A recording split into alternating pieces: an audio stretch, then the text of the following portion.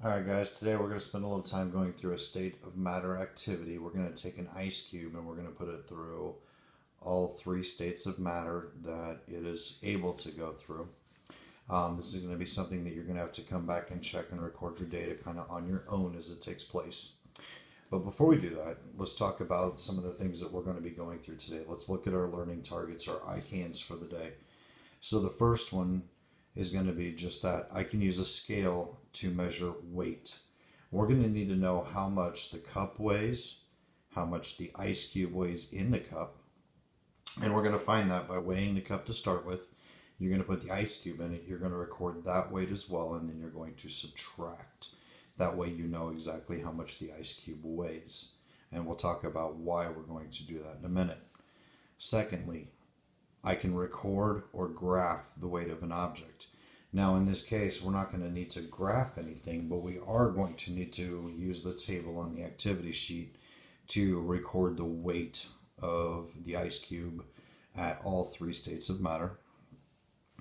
Our third one's going to be that I can record an observation of what I see. So our observations using our sight is going to be a huge help for us today. The next one is going to be that I can apply heating or cooling to change the state of matter. Now I will give you guys a couple of minutes to write these down here very shortly. We'll come back to them, but let's go ahead and finish up with the last of the ICANs, which is that I can compare the beginning weight of an object to the ending weight and justify a reasoning why. Now, in all of these ICANs, there is no new vocabulary words outside of what we've already talked about. All of these things we have discussed as far as how to measure weight, how to record our data, how to record our observations, and the bottom one down here where it says I can apply heating or cooling to change the state of matter. You're not going to have to actually turn anything on at all. We're going to let nature kind of do its own thing naturally. And then lastly, where I can compare the beginning weight of an object to the ending weight and justify a reasoning why, we're going to look at the weight before and as an ice cube, as a solid. We're going to look at the weight of the water in the cup, and we're going to compare, and then we're going to decide if they're the same, if they're different, what's going on, and we're going to form a hypothesis for why, remembering that a hypothesis is an educated guess.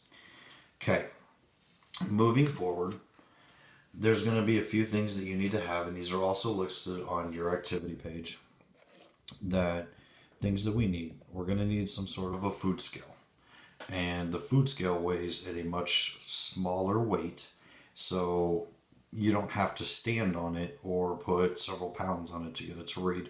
It's going to do things in what form? Ounces. We're going to need 3 plastic cups.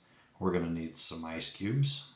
I'm going to leave it up to you if you want to do 1 ice cube per cup or if you want to do 2 or 3. We're going to need some plastic wrap to put over the cup and your questionnaire that is in Google Classroom. Okay, now in order to set this up, we are going to need to do a little prep work.